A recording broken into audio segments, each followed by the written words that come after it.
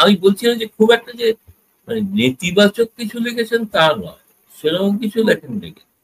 তারা একটা লিখেছেন যে গৌতম লাহিড়ী একজন বাঙালি সাংবাদিক, যিনি ডিপ স্টেটের খুব ঘনিষ্ঠ বলে জানে সবাই।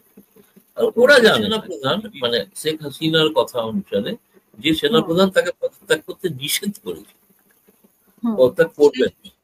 ফলে এইটা একটা আমার কাছে সাংবাদিক হিসেবে, ধরুন এই সাংবাদিক হিসেবে আমার কাছে মনে হয়েছিল খুবই একটা বিস্ফোরক একটা নিউজ, একটা খবর, সংবাদ, যেটা কেউ জানে না, আমি প্রথম জানলাম। শীর্ষস্থানীয় নেতাদের, ধরুন 100 করে সাংসদ এই মুহূর্তে জেলে আছে, বাকি যারা পালিয়ে আসতে পেরেছেন তারা বিভিন্ন দেশে ছড়িয়ে আছে। কিছু নেতা প্রেসিডিয়াম সদস্যের মধ্যে তো একজন মাত্র ভারতে আছে, আর তো কেউ নেই, জানি না আর কেউ আছে, নানক ভাই আছে, আর তো কেউ নেই। ফলে এ একটা বিচ্ছিন্ন সংগঠন, খুব বিচ্ছিন্ন হয়ে ব্যাংক অ্যাকাউন্ট প্রকাশ্যে খোলা আছে, যে কেউ তদন্ত করে দেখতে পারে। আমি একটা বাড়িতে থাকি, বাড়ির এখনো ব্যাংকের ইএমআই দিই। আমার একটা গাড়ি আছে, গাড়িরও ইএমআই দিই। আমাকে কেউ এমন কোনো টাকা পয়সা কিছু দিয়েছেন বলে না, আমার ভারত থেকেও সেরকম রোজগার না। স্বাভাবিকভাবে অনেকের ধারণা আছে যে ভারতের জাতীয় প্রেস ক্লাবের সভাপতি মানে নিশ্চয়ই তিনি অসংখ্য কোটি কোটি হাজার কোটি টাকার মালিক। হয়তো আপনাদের দেশ সম্পর্কে আমার একটা ধারণা আছে, আমাদের এখানে এরকম কোনো ধারণা নেই। তো যারা জানে বাংলাদেশ সম্পর্কে তারা জানে, তারা ভারতের প্রেস ক্লাবে এসে দেখে গেছে, আমাদের নির্বাচনও দেখে গেছে কিভাবে নির্বাচন হয়, কিভাবে হয়ে থাকে। আমি আমি জানলে তার জবাব দেবো যে আমার কোনো একটা ধরুন ব্যাপারে তাদের মনে হয়েছে যে আমি তাদের আওয়ামী লীগের অত্যন্ত ঘনিষ্ঠ। শুধু আমি হচ্ছি, সত্য কথা বলতে গেলে, ভারত হিসাবে আমি ভারত রাষ্ট্রের পক্ষের একজন লোক। ভারত রাষ্ট্র যখন আওয়ামী লীগের সঙ্গে সম্পর্ক রাখতো, আমি একজন ভারতীয় হিসেবে এটা আমার রাষ্ট্রীয় কর্তব্য ছিল সেই দলটির সঙ্গে সম্পর্ক স্বাভাবিক। যদি ভবিষ্যতে বিএনপি ক্ষমতায় আছে, আপনি আমাকে কিন্তু তখন দেখবেন আওয়ামী লীগ অভিযোগ করছেন বিএনপি দ্বারা। কারণ আমি ভারত সরকার যদি মনে করে যে বিএনপির সঙ্গে সম্পর্ক রাখাটা প্রয়োজন, আমি একজন সাংবাদিক হিসেবে আমার দায়িত্ব কি করে দুই দেশের সাংবাদিকদের মধ্যে মিলন সেতু বাড়ানো যায়, কিভাবে তাদের আদান প্রদান বাড়ানো যায়। আর বাংলাদেশের ব্যাপারে আমার একটা দুর্বলতা আছে, সেটা হচ্ছে বাংলাদেশের খাওয়া আমি খুব পছন্দ করি। ইলিশ এবং আরো অনেক কিছু খাই যেটা ভারতীয় হিন্দুরা খায় না, সেটা আমি কিন্তু খাই, পছন্দ করি। ফলে এ ব্যাপারে আমার একটা গ্রহণযোগ্যতা আছে সকলের। এটা আমি আর বলছি না যে আমার কিন্তু বহু আপনি হয়তো ফেসবুকে লেখার পর আমি দেখলাম বহু বাংলাদেশি মহিলা সাংবাদিক, নারী সাংবাদিক অনেক কিছু মন্তব্য করেছে। তাহলে আমি তাদের মধ্যেও জনপ্রিয়, এটা জানলাম আর কি। সেই জন্য ওই সংবাদ মাধ্যমকে আমার বেশ মানে কৃতজ্ঞতা জানাচ্ছি। তাদেরকে মোটেই আমি দুষ্ট নই। আমি চাইবো যে তারা আমার সম্পর্কে আরো তথ্য অনুসন্ধান করে প্রকাশ করুন, এবং তাতে এবং আমি বলছি না যে খুব একটা যে মানে নেতিবাচক কিছু লিখেছেন তা নয়, সেরকম কিছু লেখেননি। তারা একটা লিখেছেন যে গৌতম লাহিড়ী একজন বাঙালি সাংবাদিক, যিনি ডিপ স্টেটের খুব ঘনিষ্ঠ বলে জানে সবাই।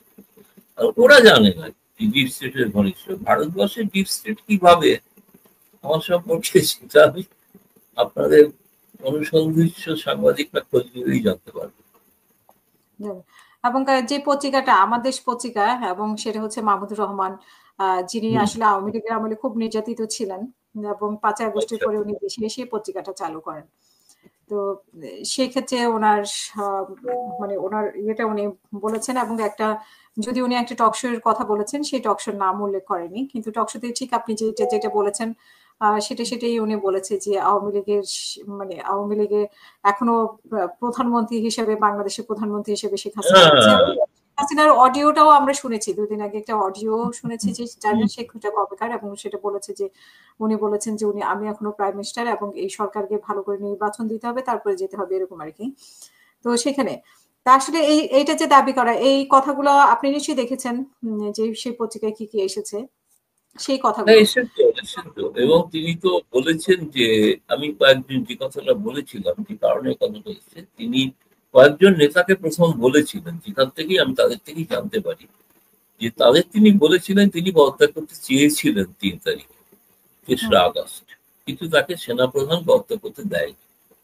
তার পরবর্তীকালে সময়টা এতটাই তীব্র গণ আন্দোলনে বা ক্ষোভে রূপান্তরিত হয়ে গেল, সেনাবাহিনী ঘোষণা করলো যে তারা এই ধরনের কোনো গণ আন্দোলনকে তারা প্রতিহত করবেন না এবং গুলিও চালাবে না। তখন বাকি অন্য সেনাবাহিনী নৌবাহিনী এবং বায়ুসেনা। আপনি জানেন তো শেখ হাসিনা এসেছিলেন বায়ুসেনার হেলিকপ্টার এবং বায়ুসেনার। ফলে তারা এটা বলেছিলেন যে সেই সিজনের মধ্যে তিনি পদত্যাগ করার কোনো সুযোগ পান। আর অক্টোবর মাসে তো আপনারা জানেন যে 24 অক্টোবর রাষ্ট্রপতি নিজে বলেছিলেন আমি পদত্যাগ পত্রটা খুঁজছি, এখনো পাইনি, এখনো দেখতে পাই। কিন্তু সেনাপ্রধান ঘোষণা করে দিয়েছিলেন যে তিনি পদত্যাগ করেছেন। অর্থাৎ যে সেনাপ্রধান মানে শেখ হাসিনার কথা অনুসারে যে সেনাপ্রধান তাকে পদত্যাগ করতে নিষেধ করেছে, পদত্যাগ করবেন। ফলে এইটা একটা আমার কাছে সাংবাদিক হিসেবে, ধরুন এই সাংবাদিক হিসেবে আমার কাছে মনে হয়েছিল খুবই একটা বিস্ফোরক একটা নিউজ, একটা খবর সংবাদ যেটা কেউ জানে না, আমি প্রথম জানলাম। এবং আমি জানার পর দেখলাম ওনার একটা লিখিত বিবৃতি পেলাম। লিখিত বিবৃতিতেও একই কথা লেখা আছে যে আমি পদত্যাগ করি। তারপরে দেখলাম তৃতীয়ত আপনি তো শুনেছেন ভিডিও কথাটা, ভিডিও অডিও বার্তাটা বলছেন পদত্যাগ করি। ফলে আমি যে খবরটা 3 দিন আগে বলেছিলাম সে খবরটা সত্যতা প্রমাণিত করলেন শেখ হাসিনা নিজে। তিনি বললেন আমি পদত্যাগ করিনি, আমি এখনো প্রধান। সেটা সেই সময় বলেছিলাম, কিন্তু ফলে আমি তো আমার সাংবাদিক সত্তা হিসাবে আমি তো সঠিক সত্য সংবাদ পরিবেশন করেছি। এবং দুর্ভাগ্য তখন আপনার সঙ্গে আগে দেখা হয়ে গেল, আপনাকেই হয়তো খবরটা দিতাম, কিন্তু আপনার চ্যানেলে দিইনি, অন্য একটা চ্যানেল। সে তখন রোজই কেউ না কেউ যোগাযোগ করে, তো তারা যোগাযোগ করেছিল, তাকে বলে দিয়েছি। এবং এটা বলেও বলেছি তোমাকে একটা ব্রেকিং নিউজ দিচ্ছি, কেউ বলেই বলেছি যে পদত্যাগ করেনি। কিন্তু মানে ওনারা, আমরা জানি যে ওনারা বেশ চেষ্টা করেছিলেন, আওয়ামী লীগের লোকজন ভারত থেকে চেষ্টা করেছে, বাংলাদেশেও বেশ ট্রেনিং করিয়েছে, কিন্তু আসলে এই আগস্ট মাসে 15 তারিখ পর্যন্ত কিছুই করতে পারে না। এবং 15ই আগস্ট যেটা শেখ মুজিবুর রহমানের শোক দিবস, সেদিন কি হয়েছিল আপনি নিশ্চয়ই একজন সাংবাদিক হিসেবে জানেন বাংলাদেশে কি হয়েছিল। ফুল দিতে গিয়েছিল, সেখানে বাধাপ্রাপ্ত হয়েছে, বা যেটা অনেকেরই কাম্য না। এটি নিয়ে বাংলাদেশে অনেক সমালোচনা হয়েছে, যে অনেকে সচেতন ভাবে সমালোচনাও করেছেন। তো আপনার কি মনে হয় যে আসলে আওয়ামী লীগ ব্যর্থতার দিকেই যাচ্ছে, মানে যতগুলো কার্যক্রম তারা নিচ্ছে তারা সফল হতে পারছে না?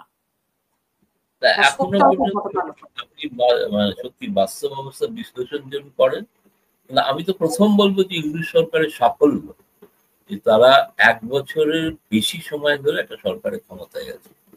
যে দেশটা 9 মাসের মধ্যে স্বাধীনতা অর্জন করে, সেই দেশটাতে একটা ক্ষমতা দখল করা অবৈধ, তথাকথিত অবৈধ সরকার 1 বছরের বেশি ক্ষমতায় আছে।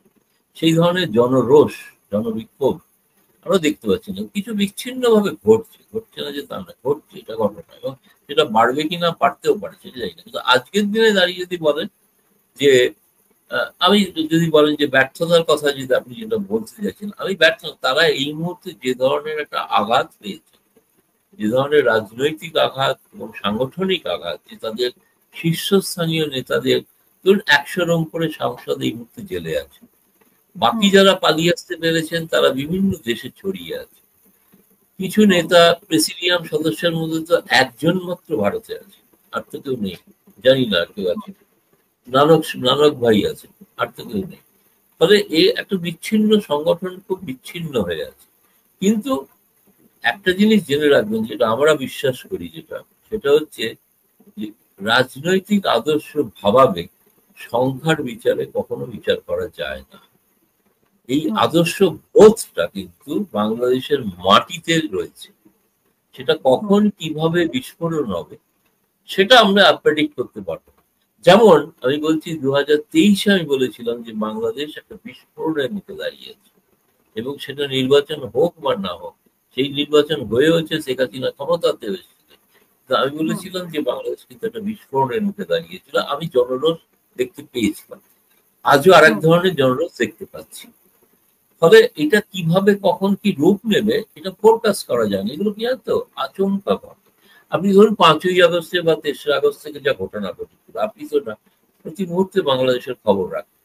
আপনি কি জুলাই মাসের 15 তারিখ বা 31 তারিখের মধ্যে বুঝতে পেরেছিলেন যে শেখ হাসিনা চলে যাবে?